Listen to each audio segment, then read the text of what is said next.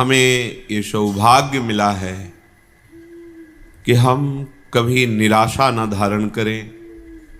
कैसी भी विपत्ति या कैसी भी दुखद परिस्थिति आवे, हम आराध्य देव पर संशय न कर लें कि ऐसा क्यों। अनंत जन्मों में ऐसे हमारे दुष्कृत हुए हैं जिन्हें हम अधर्माचरण कहते हैं, पाप कहते हैं, कि अगर हमको प्रभु की शरण ना मिलती और फिर भोगना पड़ता तो हम पूरा हिसाब कभी नहीं भोग सकते थे। प्रभु की शरण में है तो इसलिए बहुत कम करके हमें विपत्ति, दुख, संकट आदि जो प्राप्त हो रहे हैं उनमें भी कुम्हार की मटकी की तरह ऊपर से पीट रहे हैं पर अंदर से पूरा हाथ का सपोर्ट दिए हुए हैं। हमारे जीवन में यदि हम शरणागत हैं हृदय से, तो जो भी घटना, परिस्थिति, संकट, विपत्ति आती है, हमें निराश नहीं होना। जितनी श्वासें हैं हर कष्ट सहते हुए प्रियाजू के चरणों में समर्पित करना, इसका निश्चित फल होगा प्रियालाल की प्राप्ति। ये आसुरी बुद्धि हमें प्रभु के शरणागत होने में बाधा पहुंचाती है। इसी से हमें निराशा मिलती है। जितनी मात्रा में आसुरी बुद्धि होती है उतना ही भगवत मार्ग में निराशा पैदा करती है। और जिनके संपूर्णतया आसुरी बुद्धि का ही प्रकाश होता है उनको तो मार्ग ही समझ में नहीं आता है। आनंद का मार्ग भी उन्हें महान क्लेश और अशांति का मार्ग लगता है।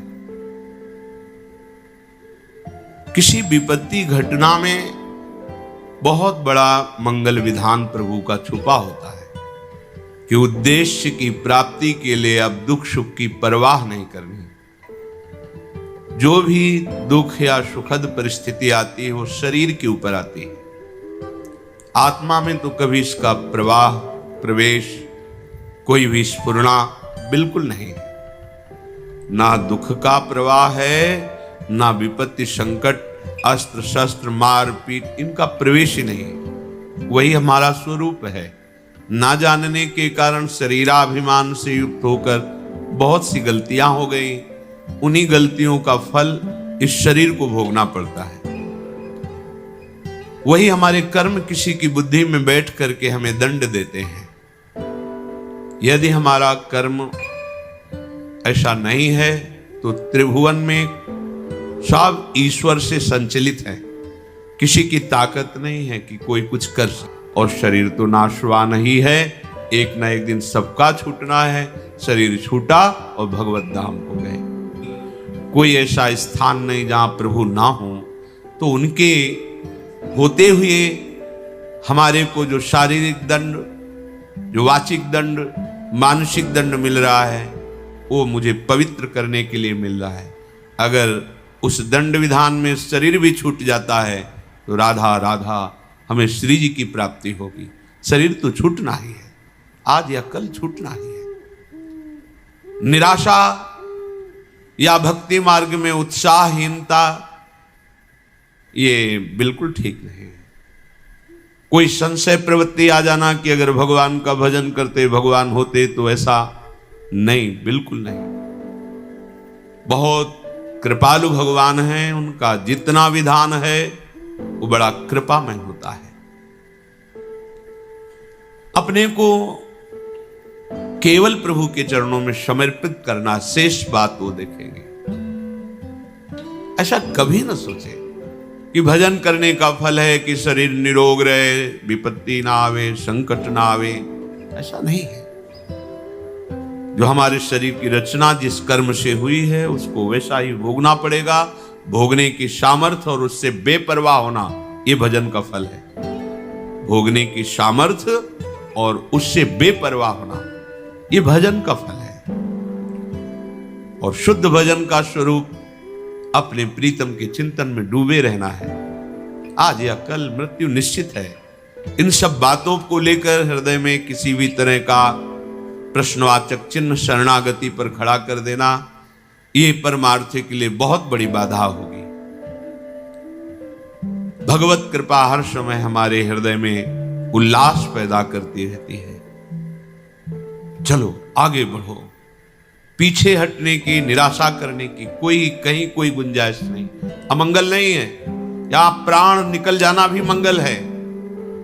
ये तो निकलेंगे ही, आज नहीं तो कल निकलेंगे। दुर्दशा तो होगी इस शरीर की, आज नहीं तो कल होगी, पर दुर्दशा होते होते हम ऐसी दशा को प्राप्त हो जाएं कि भगवत स्मरण न छूटे, प्रभु का चिंतन न छूटे।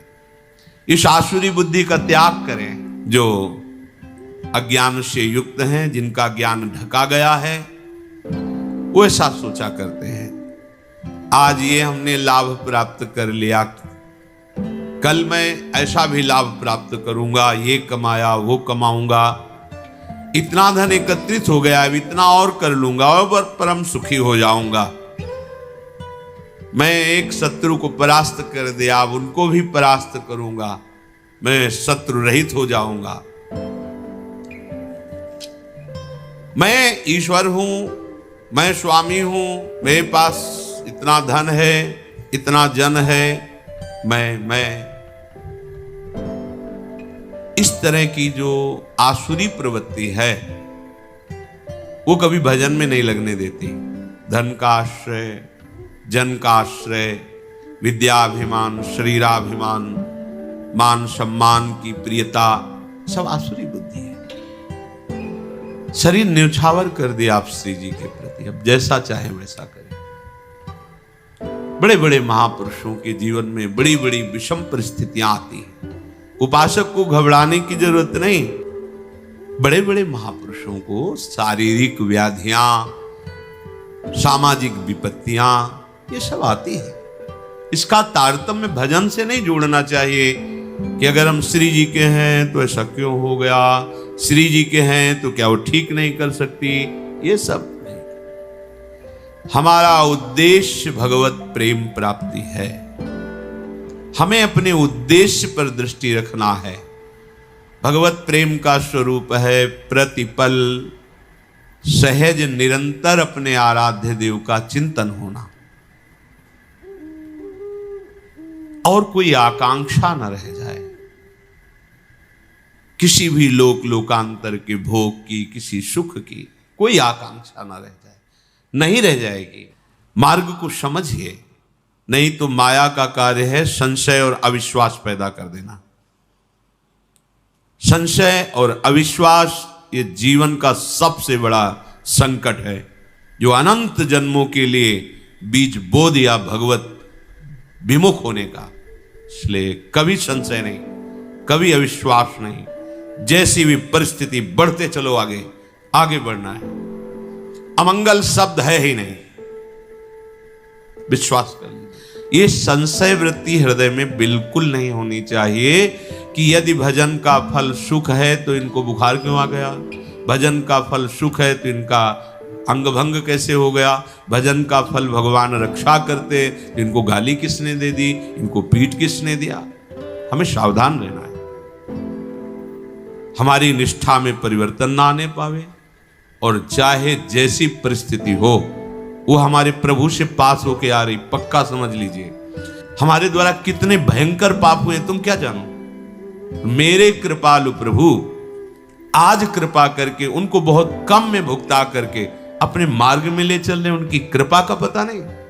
हम लोग अज्ञानी केवल वर्तमान को देख, हमने तो भजन किया, कभी कोई गलती की, गलतियों का खजाना जमा है तुम्हारा, आज उनकी कृपा से तुम भजन कर रहे हो।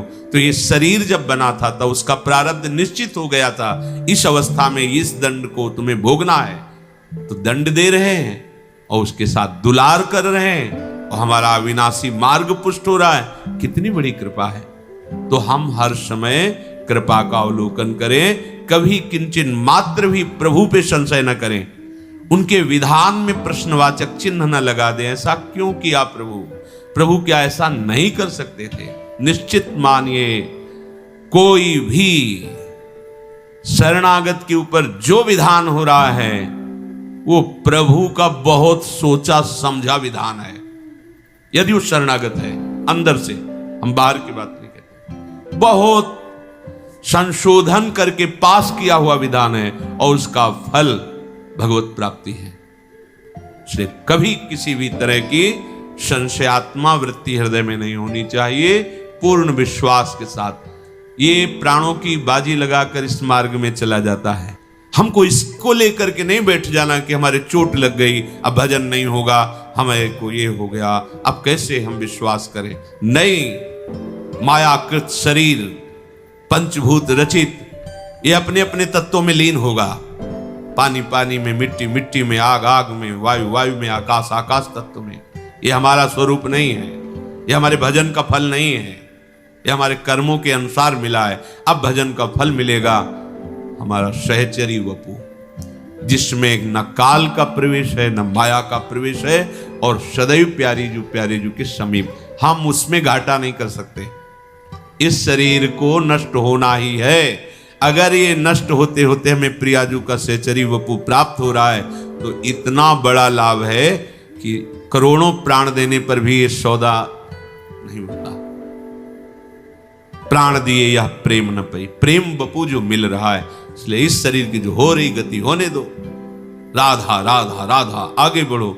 ऐसा शरीर मिलेगा जो चिदानंद बपू, प्यारी जू के समीप। अगर इसी पे आसक्त होकर इसी की घटना, इसी की परिस्थिति विपत्ति में फंसे रहे तो प्रिया प्रीतम का चिंतन नहीं होगा। फिर तो ये छूटेगा तो ऐसा ही दूसरा फिर पांच भौतिक मिलेगा, कोई भी जीव जंतु का शरीर मिलेगा। इसलिए बहुत विवेक की आवश्यकता है। भगवान में असीम विश्वास रखने वाले वीडियो को लाइक करें, एक प्यारा सा कमेंट करें। ऐसी ही वीडियो देखने के लिए घंटी का बटन दबाएं और चैनल को सब्सक्राइब करें।